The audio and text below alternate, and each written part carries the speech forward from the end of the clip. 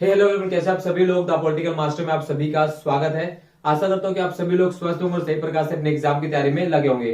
दोस्तों, आज इस वीडियो में बात करने वाले हैं क्लास 12 के पॉलिटिकल साइंस का बुक नंबर 2 के अध्याय 4, जिसका नाम है भारत में राजनीतिक प्रणाली एवं राजनीतिक दल।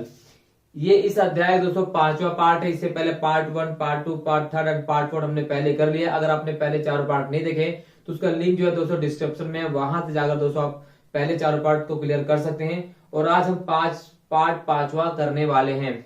और इस पार्ट में दोस्तों हम एक और इम्पोर्टेंट टॉपिक की बात करने वाले, जिस टॉपिक का नाम है 1969 से लेकर 1977 के दौरान भारत में दलीय प्रणाली में क्या क्या बदलाव हुए, क्या बदलाव का सामना करना पड़ा 1969 से लेकर 1977 तक।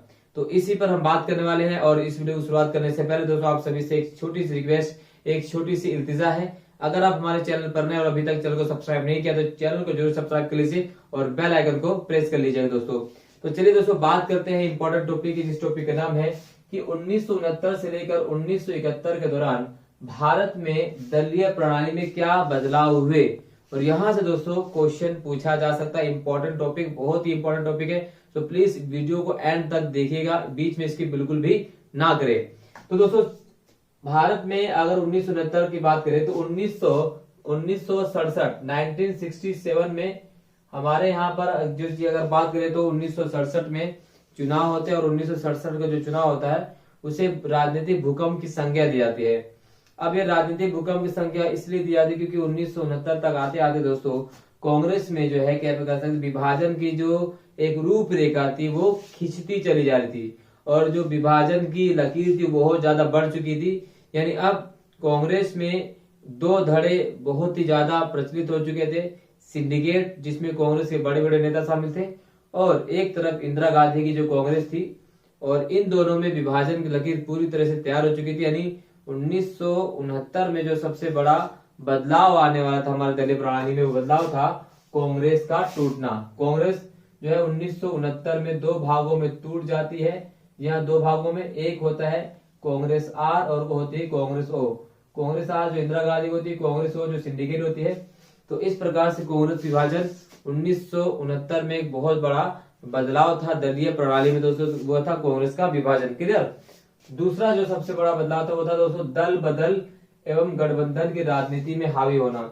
1969 के चुनाव के बाद दोस्तों जो है भारत में एक और नया बड़ा बदलाव आता है। उस बदलाव को हम कहते हैं दल बदल। यानी अब होता क्या था कि अब कोई भी नेता जो है किसी विशेष राजनीतिक दल के चुनाव चिन्ह से चुनाव तो लड़ता था, परंतु जीत हासिल करने के बाद वह उस दल को छोड़कर, यानी अपने चुनाव चिन्ह वाले दल को छोड़कर किसी दूसरे दल में समाहित हो जाता था, यानी चला जाता था। यह प्रक्रिया लगातार बढ़ती चली गई और बाद में इसको लेकर एक कानून बनाया गया जिसको हम कहते हैं दल बदल विरोधी कानून। ठीक है। और इसी के बाद दोस्तों 1969 के बाद भारत में गठबंधन की राजनीति की शुरुआत भी होती है। यहाँ गठबंधन की राजनीति की शुरुआत होती है क्योंकि यहीं पर ही गैर कांग्रेसवाद का नारा भी दिया गया। किसके द्वारा? गैर कांग्रेसवाद। यहाँ किसके द्वारा? राम मनोहर लोहिया के द्वारा। हम पढ़ने वाले हैं, इसको भी हम पढ़ेंगे। तो ये यानी एक दूसरा बदलाव था 1969 और 1977 के बीच भारत के दलीय प्रणाली में, यानी दल बदल और गठबंधन की राजनीति की शुरुआत। गठबंधन का मतलब अगर मैं आपको बताऊं दोस्तों, तो गठबंधन मतलब होता है, गठबंधन की अगर हम बात करें गठबंधन की, जब किसी चुनाव में किसी भी राजनीतिक दल को विशेष बहुमत, यानी चुनाव में सरकार बनाने जितना मत नहीं मिलता है, तो ऐसे में राजनीतिक दल जो होते हैं वो कई दलों को मिलाकर सरकार बनाते हैं। तो कई दलों को मिलने के बाद जो सरकार बनती है उसे गठबंधन की सरकार कहते हैं। तो ये जो गठबंधन की राजनीति की शुरुआत थी वो 1969 के चुनाव के बाद दोस्तों सामने, या 1969 से 1977 तक काफी हावी हो चुकी थी। क्लियर। तीसरा जो सबसे बड़ा बदलाव था 1971 में कांग्रेस का पुनर्स्थापन। 1969 में कांग्रेस का विभाजन हो जाता है और 1971 में दोस्तों कांग्रेस जो इंदिरा गांधी की कांग्रेस थी उसे बहुमत मिलता है पूरे जोर शोर तरीके से। इंदिरा गांधी अपनी स्थिति को मजबूत कर लेती हैं और सिंडिकेट को हार का सामना करना पड़ता है।